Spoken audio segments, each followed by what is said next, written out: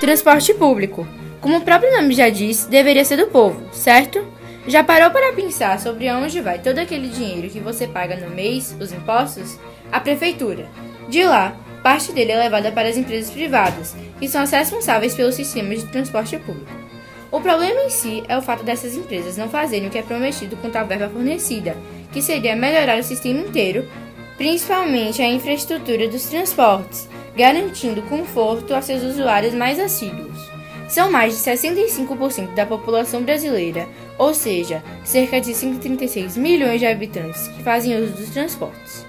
Diante de tantos aspectos, a população utiliza diversas táticas para expressar o seu direito civil e indignação sobre os transportes e as empresas privadas, que, por exemplo, é o caso das manifestações, revoltas e lutas sociais. No ano de 2013, o país inteiro estava envolvido com manifestações em prol do passe livre estudantil e contra o aumento das tarifas dos transportes públicos.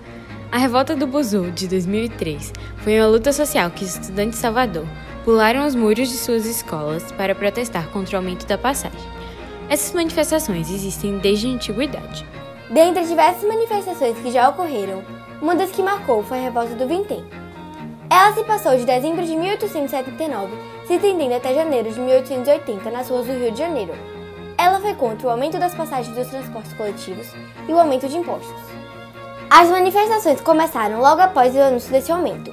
A população, além de questionar as taxas que aumentavam cada vez mais, aproveitavam para se manifestar com os altos níveis de desemprego, baixas condições de vida e falta de moradia. O transporte público é um produto histórico desenvolvido a partir de vários acontecimentos e fatores apresentados ao longo da história. E, junto com ele, o capitalismo também tem se desenvolvido.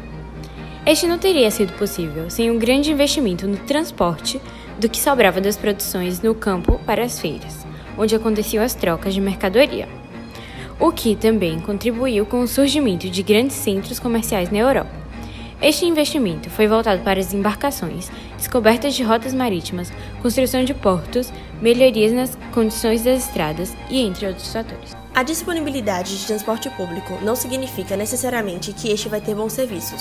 Basta a aprovação por parte dos trabalhadores e que não ocorram movimentos salariais relacionados a isso. Então, o capital não tem obrigação ou motivos para investir mais no transporte. O serviço deve ser ofertado dando mobilidade à força de trabalho, mas de forma que não comprometa a indústria automobilística. Podemos concluir, então, que a prioridade é atender ao máximo às necessidades do mercado, deixando de lado, muitas vezes, os trabalhadores e os usuários do transporte público. A produção de automóveis é a mercadoria de destaque do sistema capitalista, tanto mundial quanto brasileiro, já que o que motivou o crescimento industrial no país foram as indústrias automobilísticas que chegaram em 1950. Nessa época, o presidente Juscelino Kubitschek fez um plano de desenvolvimento chamado 50 anos em 5, que tinha o objetivo de fazer o país crescer economicamente nos setores de indústria, transporte e energia. Com isso, ele deu prioridade à construção de rodovias, perdendo as ferrovias.